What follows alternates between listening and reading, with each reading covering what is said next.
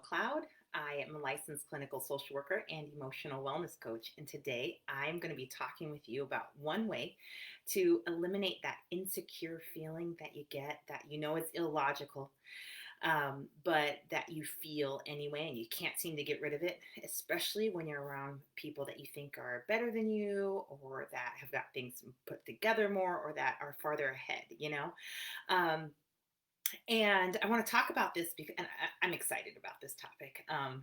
I'm excited about doing this today because I'm going to teach you something about how your brain functions, something that I find that people don't manage well. And because we don't talk about this stuff, we become afraid of it. We feel it, but we don't know what it is, and we can end up running from it. And actually, this is a really cool one because it's your brain actually trying to help you, but it's like running at you with a pitchfork, and it's really scary looking. And so we run away from it. But it's a missed opportunity to really work powerfully with the brain. And when you start to realize what's happening, you can really work with it and you can really help yourself and eliminate problems like this insecure feeling that you have. And so everybody has it. We grow into it. It's part of, like, I'll tell you exactly why it is there, and you can feel around for that for yourself and see what you learn about it. But so it's something that you could grow, you could get rid of. It may come back, you can get rid of, but as you grow, it will come back, right? Not like the same thing will come back. It will come back in a different form because if you're growing, you're constantly introducing your brain to situations it's never experienced before. And so, and it does this function whenever it's trying to understand something and upgrade you. And so I'm going to dive into that now, I think, because I'm just going to keep talking about it. But if we get it out in front of us, we can really keep talking about it. So um, I teach this.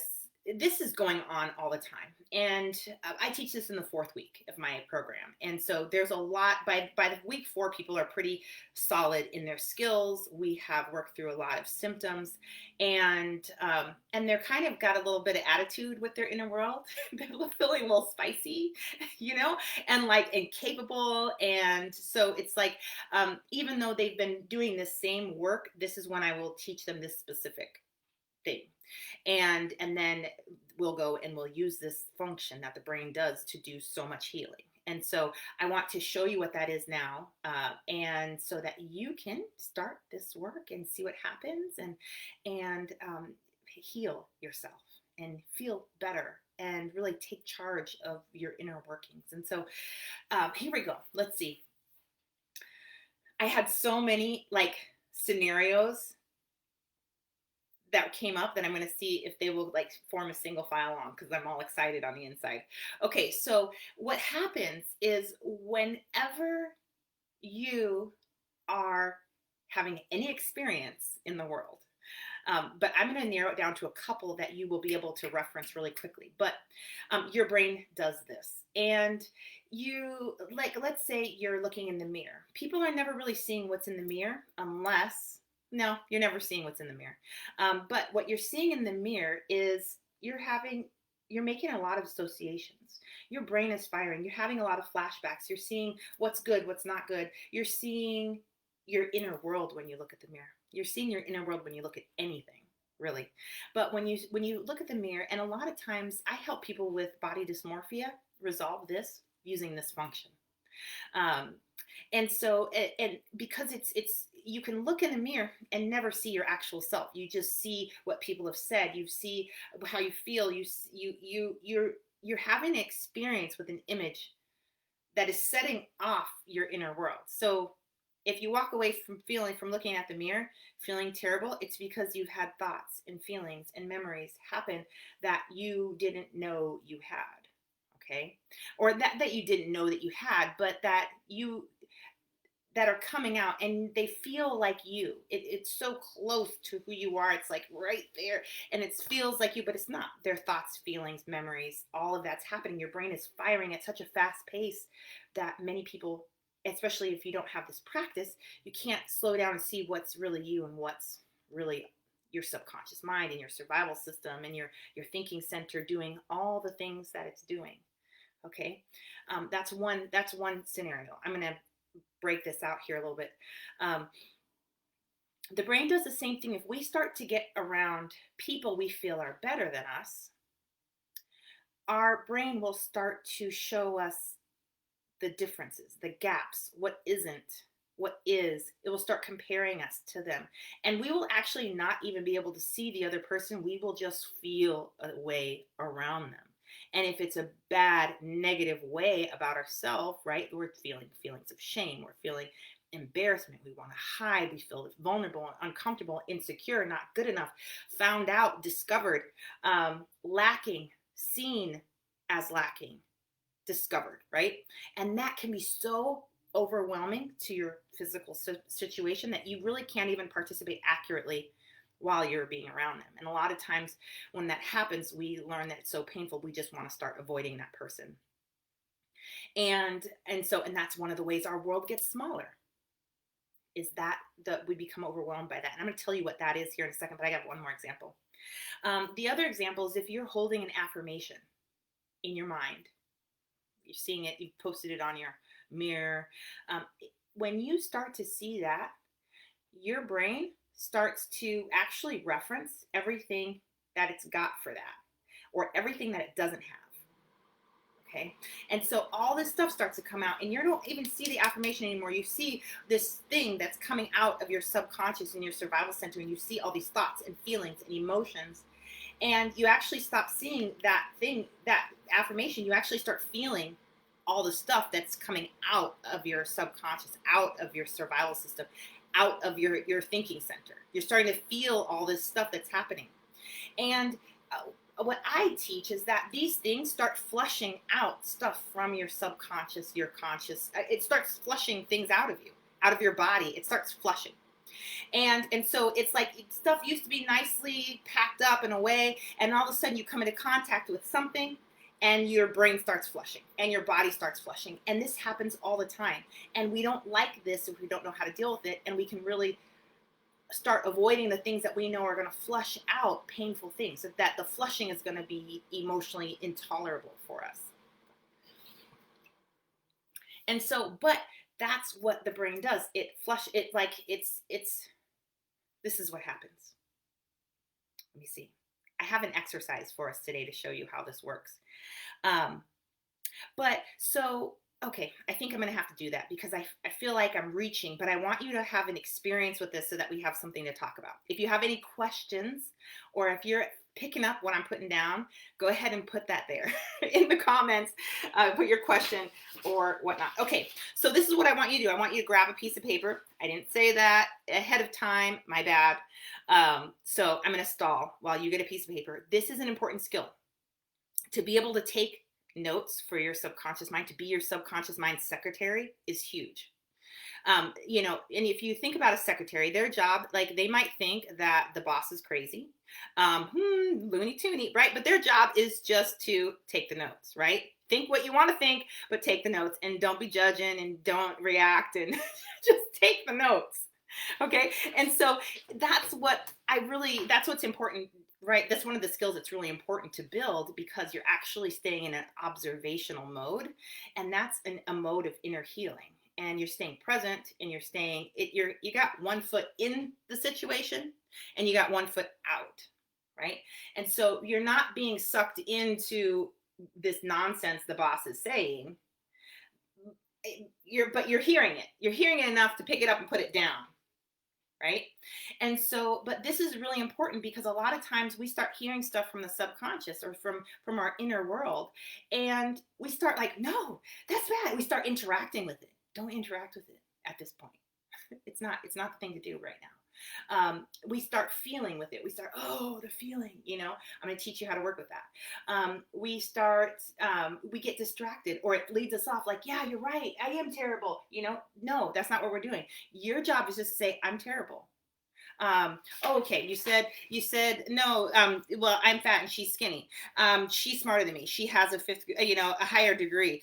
She makes more money. That's all I'm asking you to do. Like, anything that's coming up from your subconscious mind, all that nonsense and brain trash, I just want you to write it down. That's it.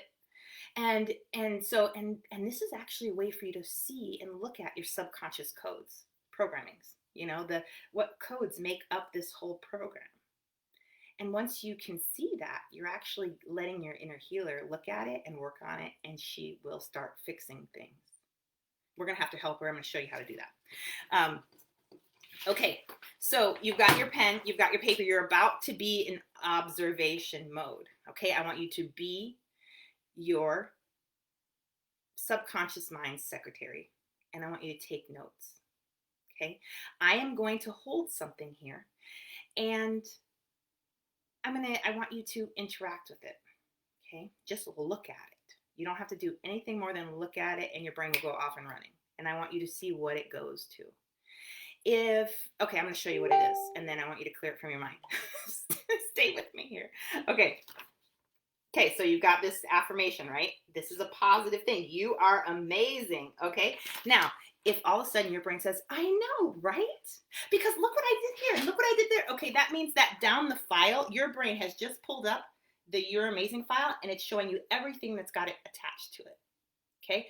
And if you have a lot of things attached there, you're doing good in that area. Keep going. Feel that, okay? Because that's the good stuff.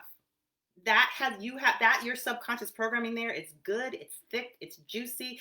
It is everything you want it to be, okay? Now, if you see this and your subconscious says, no, you're not. Well, no, because remember when you did this, what you have done is you have shown your subconscious something. Your subconscious mind went back and looked at it to see, well, what do we have there? And it says, oh, this is what I have. And it will show it to you. Oh, this is what I have too. And it will show you why you can't have this. You're amazing. It'll show you. It can't have, but this is in the way. And this doesn't work with it. And this stuff, I got this too. And it's so much emotion around this, the new stuff, the old stuff. That's pain, shame, regret, doubt. All that stuff is so emotional that your subconscious mind won't be able to let it go or reorganize to be able to come and accept the new thing that you have. This is one of the reasons why people say that you need to say this stuff thousands of times, your affirmations thousands of times. I don't find that to be true. But the truth is that they're really trying to give you an option to flush out enough brain trash, enough of the stuff that's already in the way. It's like the You Are Amazing is like, let's say it's a card. It's something that needs to go into your subconscious mind to be stored. Right? But your subconscious mind looks at it first, and then it goes back and is like, well, where are we going to put it? And then it will find all this conflicting stuff where it can't put it in there. It just doesn't fit. And then it'll come back and say, and if your subconscious spoke your same language, it'd say, look, dude, I like what you're saying here with this whole You're Amazing thing, but really we've got all this garbage in here that doesn't match. It doesn't, I can't get it in there. There's no space. And it says, but I'd love for you to help me with it. Let me show you what it looks like. And it goes and shows you to you one. What about this? And this thing that it just brought up is like agonizing torture of shame, right? So your inner healer looks at it and all the shame is activated. And then you're like, oh, and your subconscious mind, but hold up, I got more. And so it wants to bring more. What about this? Can you do something about this? Because if you could do something about this, I could really take that thing back because that looks really shiny and fun. And so, but I can't because, oh, and I got something else. And it's bringing stuff up that's painful. That's maybe it's a traumatic event from a childhood. Maybe it's where you learned that you're awful, that you're really a monster, right? And it's pulling that stuff out for you. It thinks it's helpful. It thinks it's like going to be like, you're going to be like, yes, good job, brain. Bring it to me. Let's take that stuff to the garbage. But you're not. That's not your response. Your response is like, wash of terrible emotions and flashbacks and dysregulation and feeling like you just need to shut down, black out, crawl under the covers, hide, eat that food. Oh my God, distract, turn that brain thing off. I cannot do this. Drink some alcohol, smoke some weed, do whatever you got to do to make that stop because I can't tolerate not one more thing coming up from there. And this is why people stop using positive affirmations, because that function begins and it's hammering. And some people, if you don't have a whole anxiety, depression, and trauma disorder, it won't be such a terrible shift for your subconscious mind to take this something You're Amazing and make room for it. But if you've got a whole disorder of anxiety, depression, traumatic stress, there's a whole lot of moving and like taking stuff to the dump that you got to do to be able to get this new, amazing, awesome thing in there back into the dump. I said that wrong. back into the subconscious mind where there's now space. And so affirmations and anxiety don't go super great together. Affirmations, that meditation is the same way. These are ways that if you're failing at these and you've got an anxiety, depression, and trauma disorder, it's not your fault. This is how brains work, and that's a lot. And most people could not tolerate that kind of assault. Okay? So I want you to understand that. And I want you to understand that this function that your subconscious mind is doing, the flushing, I call it that. There's probably some great name, but I call it flushing. This is an important thing that you can really get in front of, and you can really use it to resolve things. Okay, and I'm showing you an affirmation, and we'll do this exercise together. But this affirmation, the same flushing thing happens when you meet somebody that you admire, that you think is better than you. And you see them and you're like, oh my gosh, that's so wonderful. And actually parts of your system want to vibrate at the same pace with them. It wants to harmonize with their awesome, right? And your subconscious is seeing, oh, that's what you want to do? Okay, okay, because its job is to make that happen. And so it's like, okay, I want to do that. But then it's like, oh, but I can't because look at this. You're never going to make it. All the times, maybe there was somebody in your past that said that, and they're bringing that up from the crates because it doesn't match. They can't do the harmonize. It can't help you do the harmonizing because it's programmed in a different direction. But it's revealing the programming to you. It's revealing the code to you. It's not trying to hammer you back down. It's actually trying to get it. It can't this part of your subconscious mind doesn't solve problems. It doesn't do any of the healing work. That's not the function that it does. It cannot heal itself. This part of the brain is the one that will do the healing work, that has the technology and the purpose and the function to heal. And so it has to bring it from deep into your conscious awareness. There's some workarounds with this, but this is one of the most common solutions, and it works brilliantly. So I love to use it. And I'm still exploring some other ones, but I'm integrating those in because this one is so powerful that when you get a hold of it, you can make any transformation you want in your inner world. But where was I before I got off track there?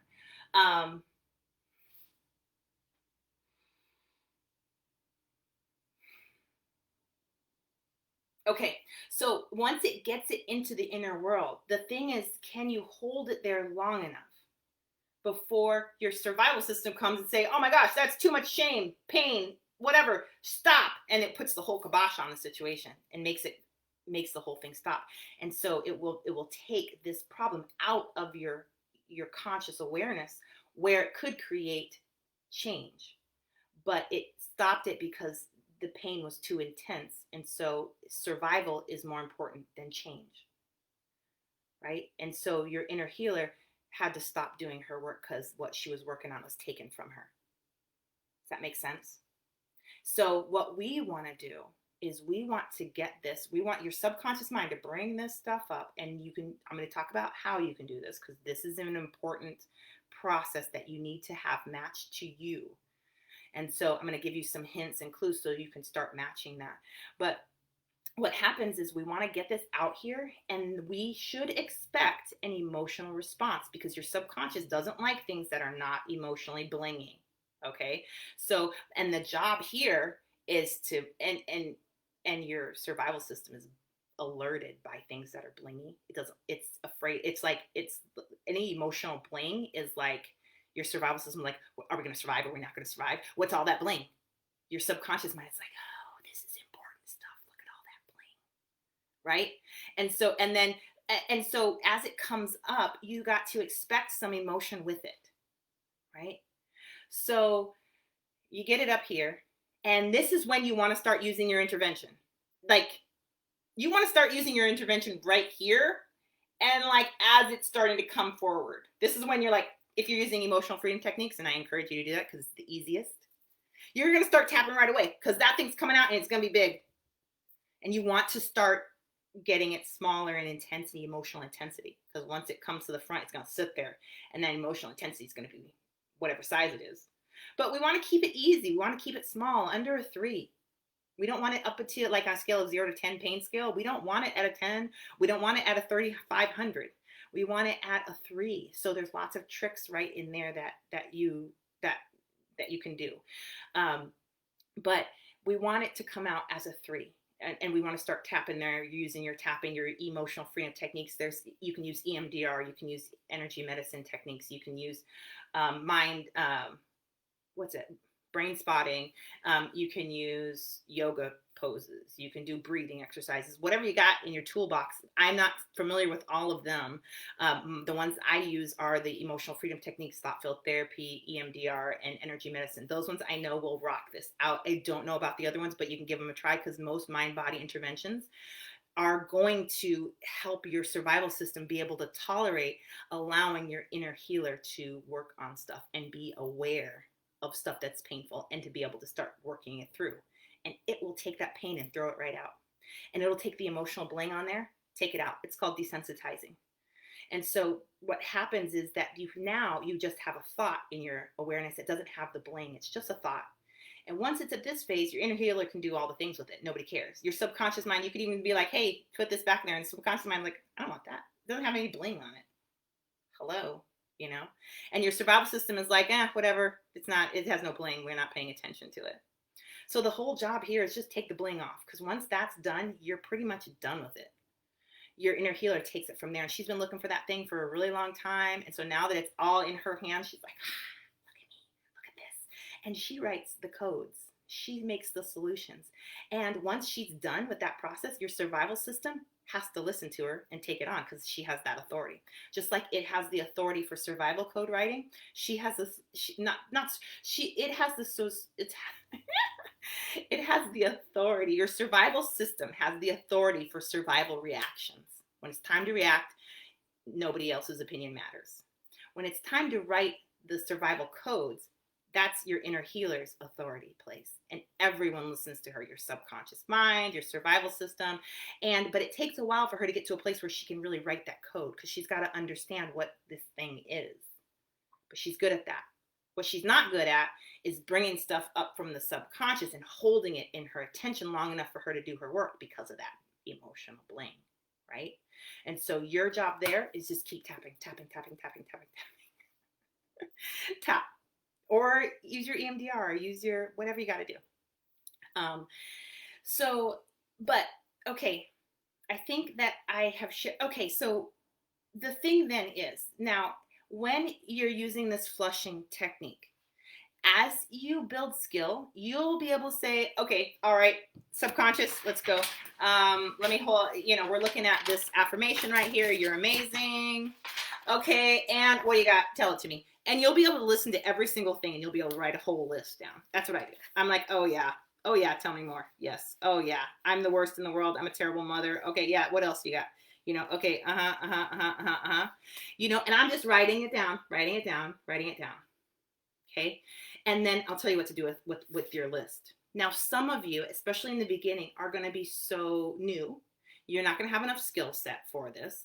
And you need to build these muscles. And you need to build the confidence in your inner healer that she can rock this, and that you're not going to get swallowed up by the abyss.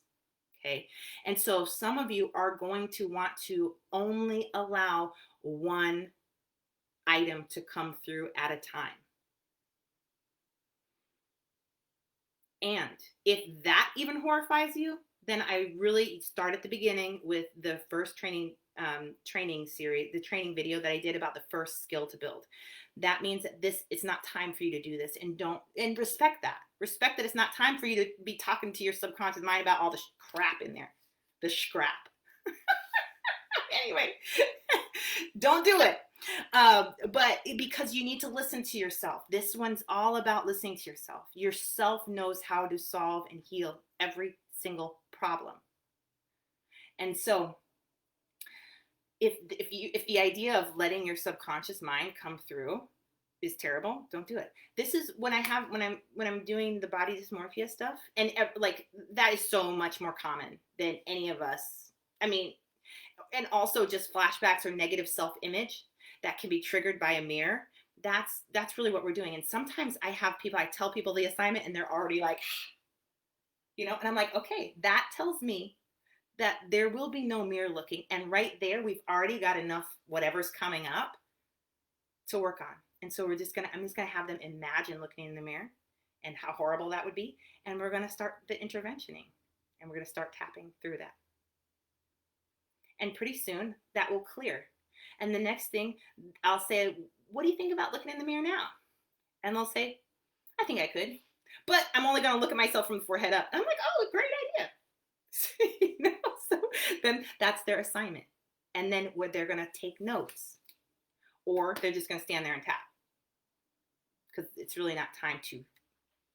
So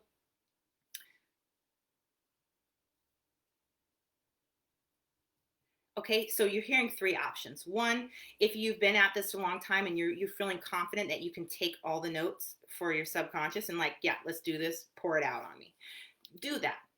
If you can take one, just take one and then like mentally slam the door and like run away. You can even like seriously get up and run. Anything that you can do right there to distract yourself and turn that function off is great, because you only want one thing to come through, because you're building skill.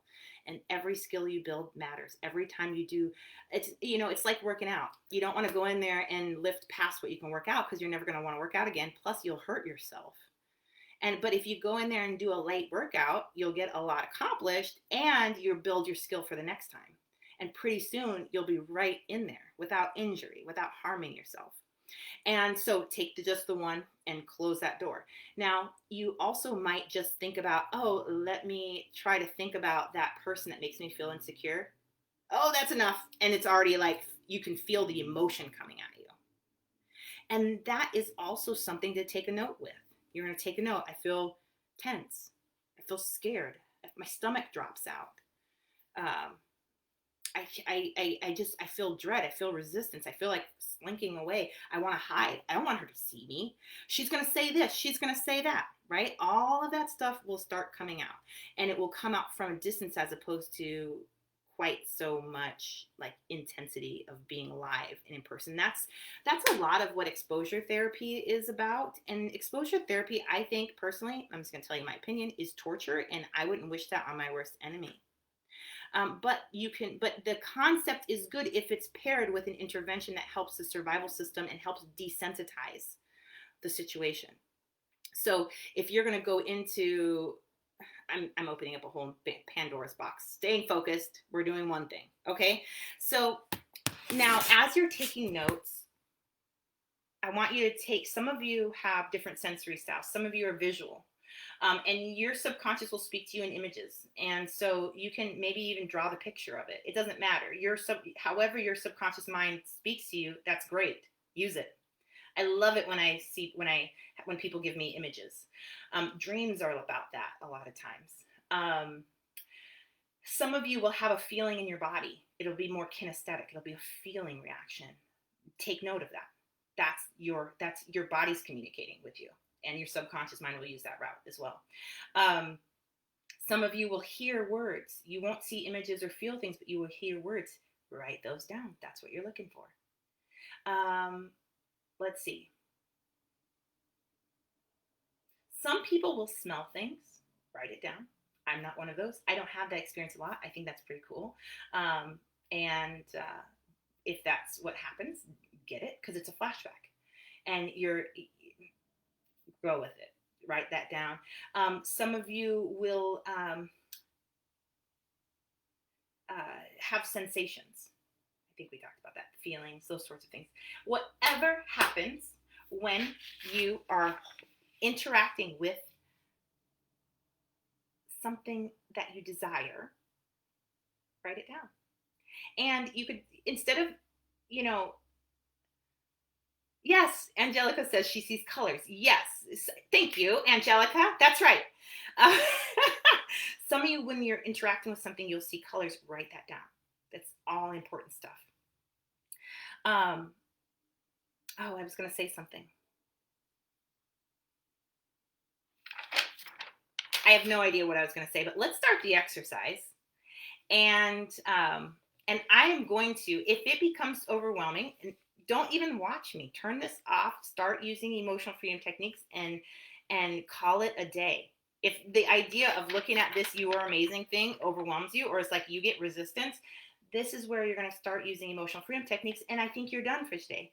Come back tomorrow or tonight and watch this video again. See if you get any further. And if it's like, if you feel open to it, or if you still feel closed. If you feel closed, keep tapping, because you're doing it. Except you're not doing it with this word, with this affirmation. You're doing it with this video.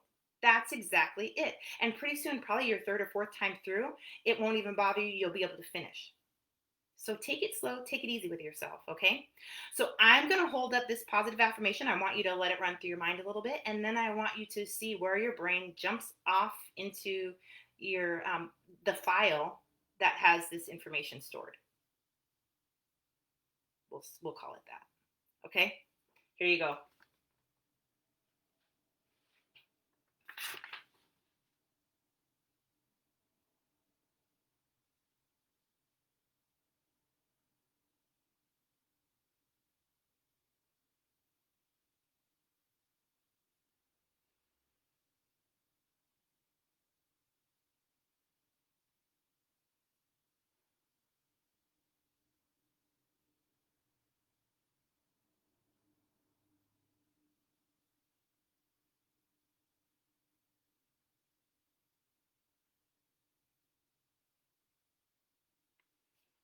Okay, keep writing.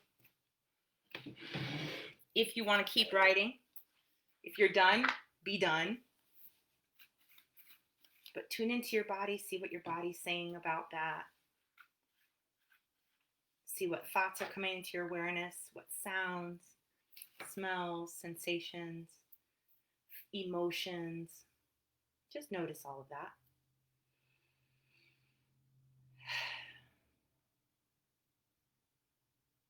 Okay. So go ahead and put your pencil down. You can do this again if you want to. And as I encourage you to, because once you get through the first things that come up and you can get your brain to resolve them, you do it again. And your brain will bring you more. And you do it again and it'll bring you more. It's like if you go to a buffet. You've been to a buffet. And they have those little plate racks, right?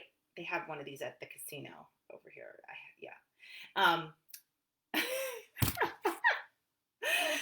But they have, but especially at a place like that, it's like it's a big, like, holding place for dishes, right? And you grab one and the next one pops up seamlessly, right? This is what we're doing. But in your mind, we want to take one plate at a time and work through it. And we're going to set it aside. And guess what? There's going to be more. And we want to keep pulling them out until it's empty. And when it's empty, your subconscious mind by this time is like, what's that thing you got over there? That little "you're amazing" thing. Can I have that? That looks all fun. Let me have that.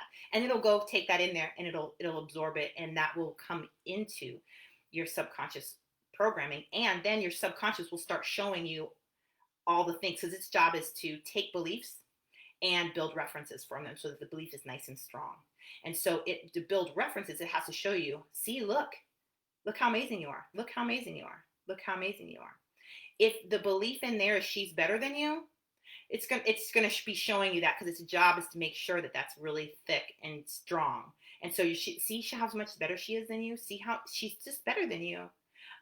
You see, she did that. Look how nicely she talked to her kid. She's just better than you. And so it's grabbing up more stuff as evidence why this belief is true. That's its whole job. It doesn't care what the belief is. It doesn't have a morals compass. That's not its function. And so let's not hate it.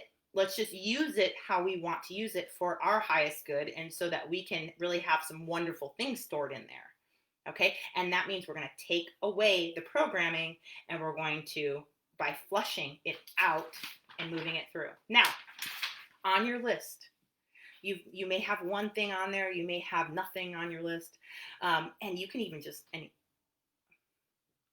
thousands of ideas from Rachel, or you might have gotten a lot of stuff there, and you might notice all the emotions too.